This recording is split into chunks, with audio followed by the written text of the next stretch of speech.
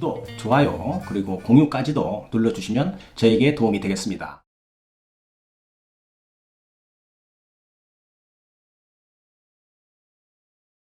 안녕하십니까. 언제나 그 새로운 소식, 유익한 정보, 그리고 확실한 결론까지로 교통사고 피해자에게 도움을 드리는 육장TV입니다. 오늘은 교통사고 피해자들이 교통사고 후에 한방병원을 가면 합의금이 높아진다라는 주제로 시작을 해볼까 합니다. 김 PD님, 제가 왜 이런 주제를 선택해서 영상을 촬영하는지 아시나요? 저는 조금 알 것 같은데요. 네. 뭐 한방병원이 수가가 높다고 해서 한방병원 다니면은 이제 그 합의에, 합의금이 높아진다고 그렇게 생각하시는 분들이 많아서 그러신 거 아닌가요? 맞습니다. 어느 정도 맞습니다. 네. 자, 이유는 이러합니다. 저에게 그 카톡이나 전화 상담을 제가 이제 받아보면 어디에서 들었는지 상담자가 한방병원에 가서 치료를 하게 되면 보험회사가 합의금을 많이 준다는데 이게 맞는지요? 라고 저에게 질문을 많이 합니다. 네. 그러면 제가 물어봅니다. 어디에서 그런 이야기를 들었습니까? 하면 인터넷이나 친구, 지인에게 들었다는 것입니다. 과연 이런 말이 맞을까요? 그런 합의금 때문에 한의원이나 한방병원을 선택한다면 득보다는 실이 더 많을 수도 있으니 주의하시기 바랍니다. 네. 제가 몇 가지 이유를 설명드리겠습니다. 첫 번째입니다. 교통사고는 외상입니다. 전에도 말씀드렸듯이 즉 트라우마라고 이렇게 말을 하는데 뼈의 골절 유무, 신경 손상 이런 것들을 확인하는 방법으로는 한방진료보다는 정형외과나 신경외과가 있는 병원 선택이 좀 더 좋을 수가 있는 것입니다. 네. 그런데 제가 87번 영상에서도 말씀을 드린 적이 있습니다만은 MRI나 CT 장비를 갖추고 한의사들이 규모를 대형화해서 인터넷 포털 사이트나 블로그 등을 통해서 과잉 선전을 하고 일반 교통사고 환자를 유치하는 한방병원이 많습니다. 그러나 병원 선택의 판단은 개인적으로 잘 해서 자신과 맞는 치료 선택이 중요한 겁니다. 병원 선택을 하는데 막연히 한방병원을 가면 합의금을 더 준다더라 라는 생각으로 한방병원이나 한의원을 찾으면 교통사고 후에 외과적인 병명을 놓치는 경우도 있다는 것을 꼭 참고하시기 바랍니다. 네. 자, 두 번째입니다. 한방병원이 치료비가 비싸다. 한방병원은 말이죠. 병원 치료비가 양방이죠. 일반 뭐 정형외과나 이런 병원급이죠. 이 병원 치료비보다도 많이 비싼 것이 현실입니다. 네. 일반 병원에서는 할 수 없는 그 침치료도 있고요. 그 다음에 어열약침이라고 그러죠. 그 다음에 추나요법, 그리고 첩약. 첩약은 그 한약을 재주는 겁니다. 네. 그것까지 폭넓은 치료를 한방에서 해주고 있기 때문이라고 생각이 됩니다. 자, 그러면 김 PD님, 보험회사 입장에서는 어떻게 생각할까요? 네. 말씀하신 대로 네. 한방 진료가 아무래도 치료비가 더 나오니까 네. 치료비가 더 많이 나오는 것만큼 치료 기간이 길어지면 보험회사에서 불안하게 생각할 것 같습니다. 당연하죠. 네. 그렇다면 보험회사 입장에서 보면 말이죠. 병원 치료비가 양방보다는 한방 치료비가 많이 지출되다 보니 보험회사의 손해율이 높아진다는 판단을 하게 된 것이지요. 네. 보험회사가 기분 좋을 리가 없겠죠. 네. 그러나 현실적으로는 말이죠. 한방병원이나 한의원의 아주 큰 변신이죠. 아주 획기적입니다. 네. 작금의 그 한방병원은 엄청난 자금을 들여서 대형화 그리고 체인화가 되었고요. 호텔 같은 병실 또 양방에서도 사용하는 MRI나 CT 등 고가 정밀검사 장비를 가동하기도 하고요.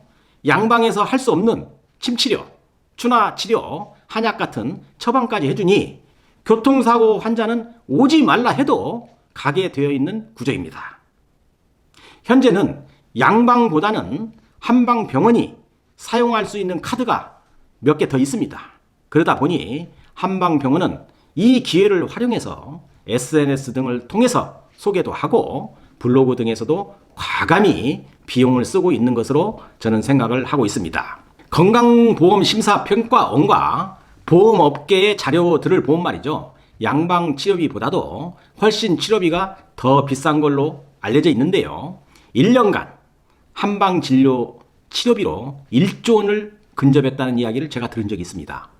김 PD님 아주 큰 금액이죠. 네. 네, 통계를 보면 말이죠. 한방 치료비가 2015년부터 말이죠. 2018년까지 연평균 약 30%씩 성장해 왔다는 것입니다. 네. 2019년도에는 말이죠. 34%가 성장됐다는 거예요.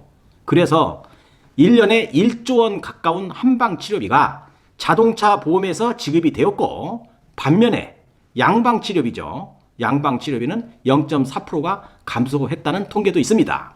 네. 자동차 보험 가입자들의 보험료 인상 요인 중에 하나가 될 수도 있다라고 판단이 되는 겁니다. 보험회사 측면에서 본다면 말이죠. 한방병원의 치료비가 비싸서 교통사고 피해자가 입원하는 것도 달갑지 않을 것이고요. 통원치료도 장기화가 되면 말이죠. 많은 치료비가 나가기 때문에 한방진료비로 들어가게 되죠. 아, 이건 모르겠다. 보험회사에서 말이죠. 합의금 조금 더 주면서 종결하려는 경향이 있다는 말을 많이들 하고 있다는 것을 알고 있습니다. 그러나 보험회사는 기업입니다. 치료비 좀 더 나간다고 합의금을 더 많이 준다는 것은 이치적으로 맞지 않습니다. 속마음은 편치 않겠지만 그렇다고 근거도 없는 합의금을 퍼주진 않을 것입니다. 그런 소문이나 이야기 때문에 한방진료를 한다는 것은 치료에서 이득보다는 실이 더 많이 있을 수도 있다는 것을 꼭 아시기 바랍니다. 한방진료는 말이죠. 교통사고 환자를 치료하기 시작한 것이 그리 오래된 경험이 아니어서 외상, 즉 교통사고로 인한 진단서를 발급을 하는데 피해자들에게 애매한 발급으로 어려움을 겪었다는 상담자가 마주 많습니다. 주의해야 할 사항으로 기억해야 합니다. 그 내용을 세 번째로 말씀드리겠습니다. 자, 진단서 발급 시 왜곡된 해석이다, 이렇게 타이틀을 달았는데요. 네. 이거 진짜 굉장히 중요합니다. 제가 깊이 파고 들었는데요. 한번 들어보세요, 김 PD님. 네. 자, 교통사고 피해자가 지속적인 치료에도 불구하고 말이죠. 통증이 좋아지지 않을 경우에 진료의사는 정밀검사를 시행하는 경우가 있겠죠. 네. 네, 정밀검사는 대부분 교통사고인 경우에 뭐 어깨관절 MRI, 또 무릎관절, 척추 이런 부위를 하죠, 김 PD님. 네. 자, 만약에 허리나 목을 MRI를 촬영해서 속칭 축간판 탈출증이죠, 디스크죠. 이런 결과가 나오면 말이죠. 몇몇 한방진료 의사들은 이 결과는 퇴행성으로 온 것이지 외상과는 관련이 없다는 강경한 태도로 말이죠. 진단서상의 MRI 결과인 추간판 탈출증 병명을 넣어주지 않는다고 상담을 많이 해오고 있습니다. 아주 답답한 상황이 아니겠어요? 교통사고로 입원을 했는데 외상이 아니고 기왕증이라고 하면서 병명을 넣어주지 못한다는 것은 피해자들이 납득을 못하는 것입니다. 진료의사가 진단서에 병명을 넣어주지 않는다면 다른 방법이 없는 것이 현실이기도 합니다. 그래서 병원 선택이 중요하지 않겠어요? 저 개인적으로 이런 상담을 해주면서 참으로 답답하고 마음이 편치 않을 때가 많습니다. 자, 설명을 해볼게요. 제 말이 타당한지 그렇지 않은지를 구독자분들이나 시청하시는 분들이 판단하시기 바랍니다. 김 PD님도 한번 판단해 보시죠. 네, 제 의견은 이렇습니다. 김 PD님. 자, 진단서에 병명을 넣어주지 않으려면 MRI를 왜 하는 걸까요? 분명히 환자의 아픔이 지속적이고 통증이 치료에도 불구하고 효과가 없으니까 병원에서는 이거 왜 이렇게 치료를 해도 아픈지, 몸이 어떤 상태인지를 정확하게 정밀검사를 통해서 정확한 진단으로 치료에 도움을 주려고 MRI를 찍는 거 아니겠어요? 네. 자, 그러면 그래서 MRI를 했으니 정밀검사 결과지죠. 즉 판독지에 추간판 탈출증이라는 방사선과 전문의의 판독 소견서가 나오게 되면 그것을 기초로 말이죠. 진단 병명을 넣어주면 되는 것입니다. 병원은 그렇게 하면 그만인 것이에요. 그리고 의사는 치료를 해주면 되는 것입니다. 그런데 안 넣어준대요. 이번 사고와 연관이 없다는 거예요. 아니, 그러면 그 비싼 MRI를 뭐하러 합니까? MRI를 찍는 이유가 어떻게 아픈지를 정확하게 확인하기 위해서 찍는 것이지, MRI를 찍는 이유가 퇴행성으로 왔는지 아니면 외상, 즉 교통사고로 온 건지를 확인하기 위해서 찍는 것이 아니라는 겁니다. 제 이야기가 이해되나요, 김 PD님? 네네. 네. 왜? 결과가 나온 말이죠. 그 결과만 넣어주면 되는 것이지 환자가 요구하지도 않은 기왕증과 외상을 자꾸만 구분을 하려고 하는지 참으로 이해하기 힘든 그런 시츄에이션입니다. 네. 진료 의사는 주어진 영역은 말이죠. 외상인지 기왕증인지는 구분하는 것이 아니고 정확한 검사를 통해서 이상 증상이 나오면 수술을 하거나 치료를 해주면 되는 것입니다. 외상인지 기왕증인지는 교통사고 피해자와 보험회사와의 문제인 것입니다.